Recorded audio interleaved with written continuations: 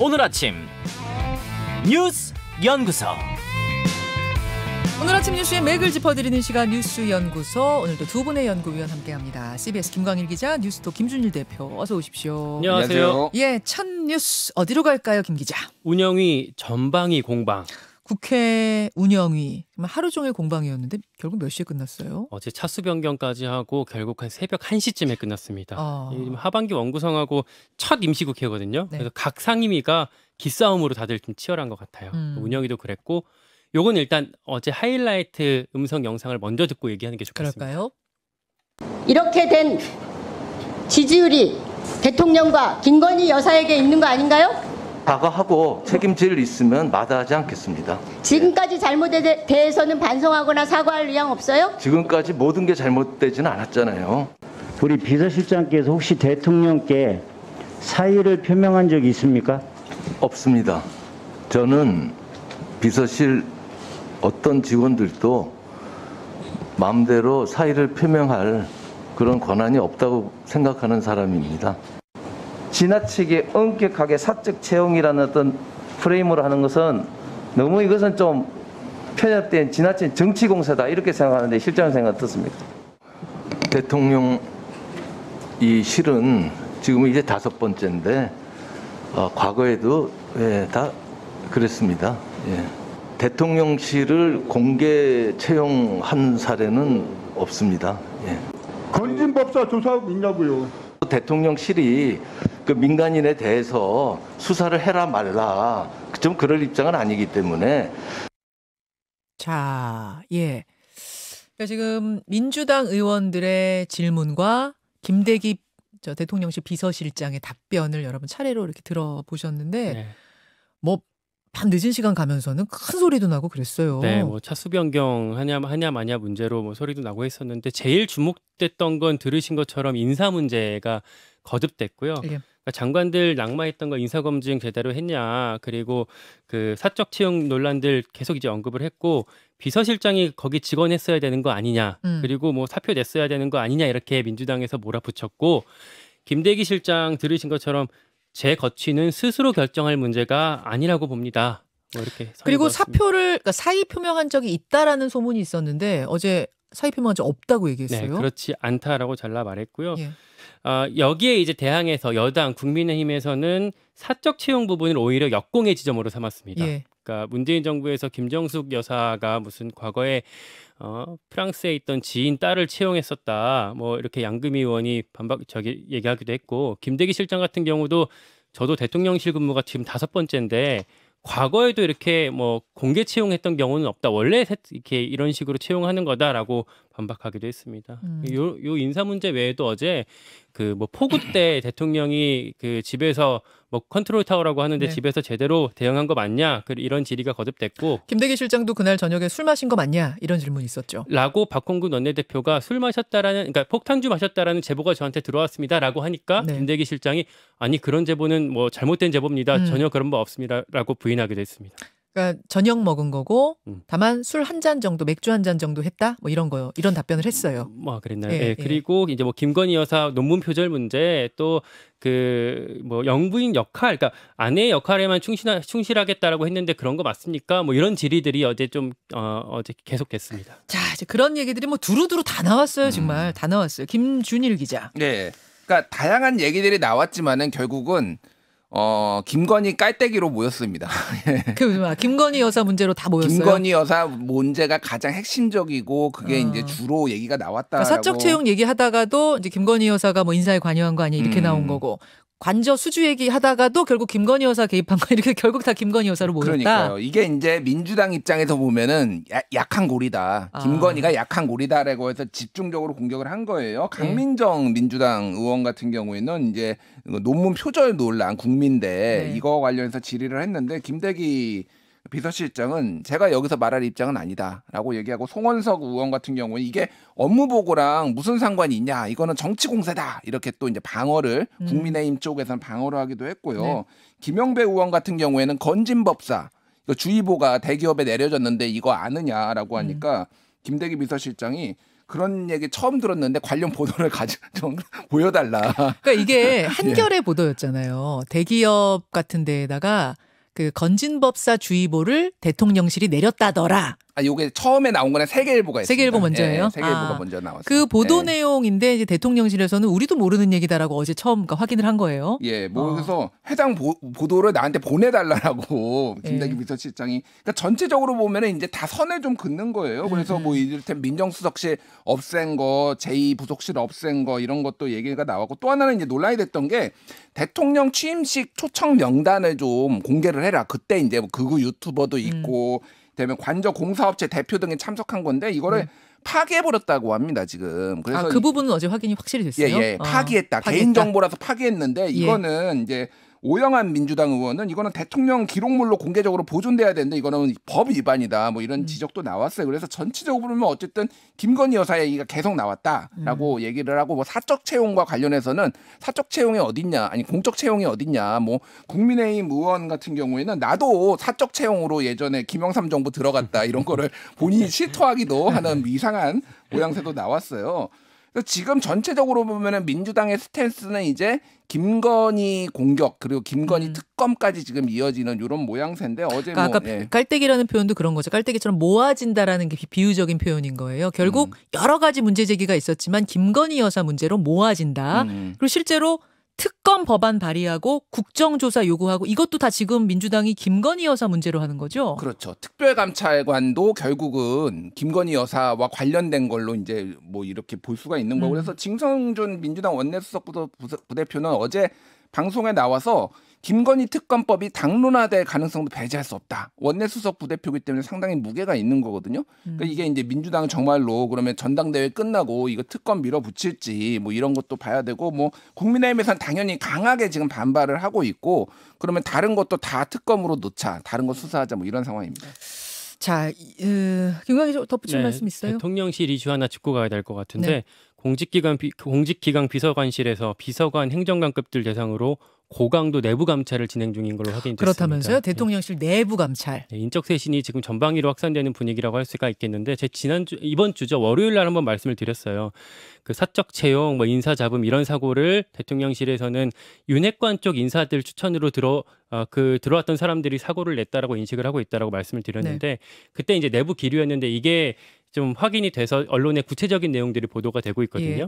뭐 시민사회 수석실 A 비서관, 뭐 인사기획실에 있는 B 뭐 행정관, 뭐 이렇게 뭐 A, B, C, D, E 해갖고 여러 사람들이 지금 거명이 되고 있는데 이게 말씀드린 것처럼 윤핵관 라인을 솎아내는 걸로 그냥 끝날지 아니면 그 대통령실 안에 윤핵관 대 검찰 라인들의 어떤 파워 게임으로 더 크게 비화가 될지를 뭐 이번 주, 다음 주 이후까지 관전 포인트로 같이 보시면 좋겠습니다. 그 부분은 윤태곤의 판에서 제가 한번 다시 질문을 드리도록 하죠. 두 번째로 갑니다. 절대자가 신군부처럼. 요게 이제 국민의힘 얘기인데 이준석 전 대표가 법원에 제출했던 탄원서가 어제 유출 공개가 됐어요. 거기를 보니까 윤석열 대통령을 절대자 신군부 이렇게 지칭했다는 거죠. 네, 지금 그 비대위 효력정지 가처분 소송 중이잖아요. 네. 그 진행 중인 재판부에 이준석 전 대표가 지난주에 제출했던 A4 용지 4장짜리 그 분량의 자필 탄원서가 공개가 된 건데요. 내용 먼저 보면 지금의 상황이 사법부에 의해 바로잡아지지 않는다면 절대자는 그러니까 윤석열 대통령 말하는 거겠죠.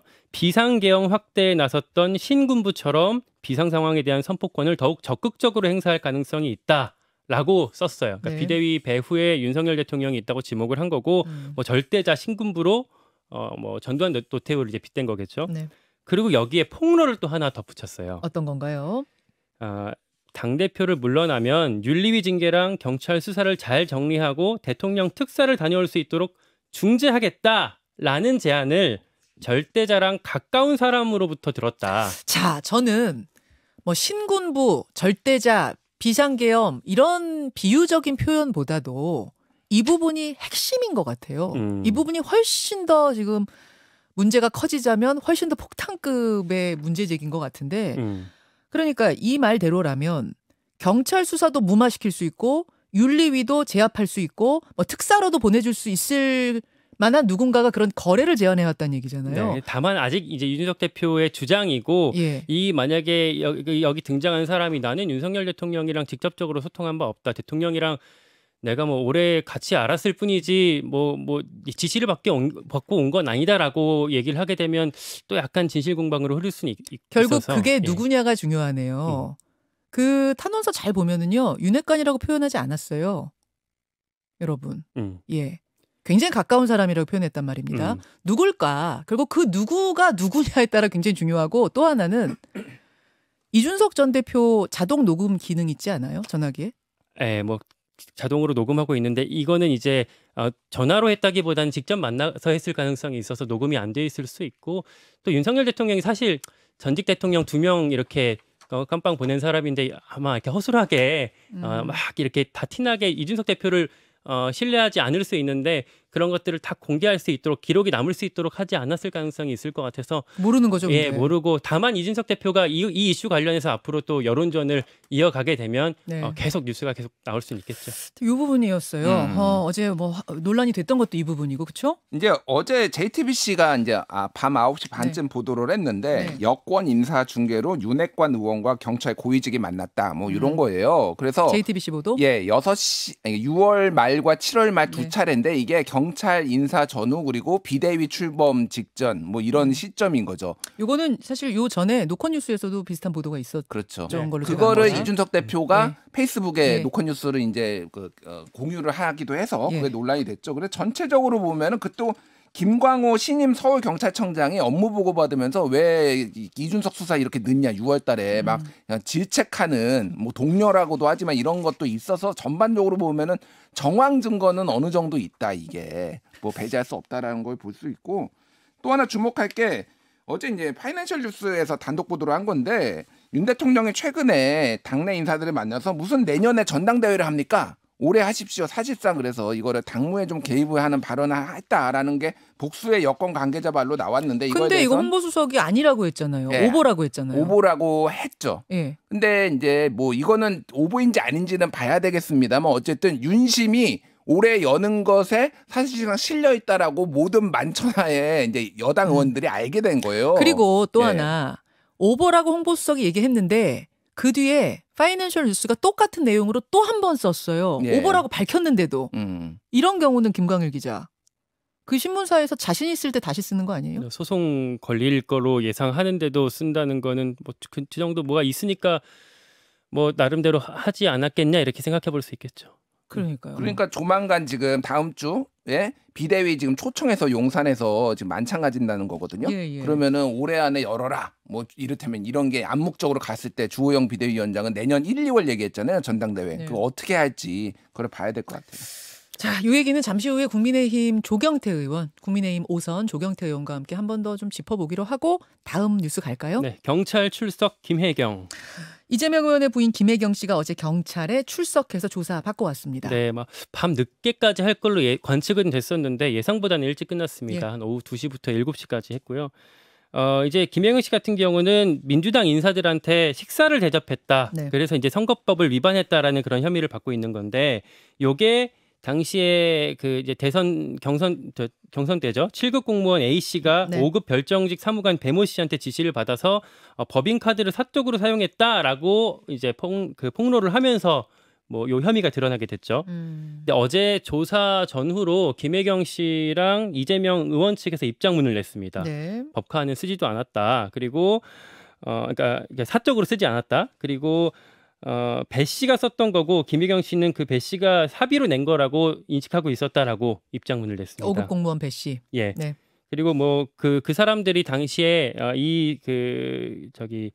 법카를 쓰면서 김혜경 씨를 수행하던 변호사한테도 모르게 했다라고 이재명 의원 측에서 입장문을 냈었어요. 확실한 증거라고 하면서 당시 그들의 그 녹취 가운데에서 뭐 그 변호사한테도 모르게 하세요라고 말했던 거를 이제 근거로 내세워서 김혜경 씨는 몰랐다 이렇게 주장을 하고 있습니다. 자, 그러니까 김혜경 씨는 어제 나가서 한 이야기가 나는 몰랐다. 그냥 공무원 그 배 씨가 알아서 법카 쓰고 나한테는 마치 자신에게 도움 준 것처럼 한 거다. 이렇게 진술했다는 거예요? 그러니까 이게 이제 7만 8천 원을 이재명 의원이 강조를 한 거는 네. 이 법인카드를 잘못 쓰거나 뭐 유용한 게 7만 8천 원밖에 안 되는데 이거를 이렇게 수사하는 게 좀 정치 탄압이다라는 이런 프레임을 만들려는 것 같아요. 이게 근데 중요한 게 뭐냐면 지난해 8월이고 민주당 의원의 배우자 3명한테 김혜경 씨가 결제를 한 거거든요. 이거는 선거법 위반 소지가 있습니다. 그러니까 왜냐하면 이거는 정치자금법으로 문제가 될 수가 있어요. 네. 그러니까 이 부분은 굉장히 이제 심각한 문제가 될 수가 있는. 소고기하고 스시하고는 또 다른 건이잖아요. 다른 건이에요, 예. 이거는. 밥 사준 건. 그러니까 선거 공금 기간에. 유용이 아니라 아예 이건 선거법 위반이 예, 될 수가 예. 있으니까 이건 이재명 의원이나 김혜경 여사 알았다라고 한다면은 향후 정치적 입지에도 문제가 될 수 있으니까 이 부분은 강하게 부인을 한 거고. 배 씨가 자체가 수행한 것도 문제. 왜냐하면 공무원이 왜 그 배우자를 도지사 배우자를 이렇게 법에 근거하지 않고 이렇게 하는 것도 문제. 이런 것들을 경찰이 전방위적으로 이제 들여다보고 물어봤는데 어제 5시간 만에 조사가 끝났다라는 거는 거의 다 부인했다라는 거예요. 이거는. 그렇죠. 예, 그런 거니까 이제 이거는 9월 9일에 이제 공소시효거든요. 네. 이제 그러면 조만간 기소가 들어간다 이렇게 봐야 될 것 같습니다. 여기까지 두 분 수고하셨습니다. 고맙습니다. 감사합니다. 김현정의 뉴스쇼는 시청자 여러분의 참여를 기다립니다. 구독과 좋아요, 댓글 잊지 않으셨죠? 알림 설정을 해두시면 평일 아침 7시 20분 실시간 라이브도 참여하실 수 있습니다.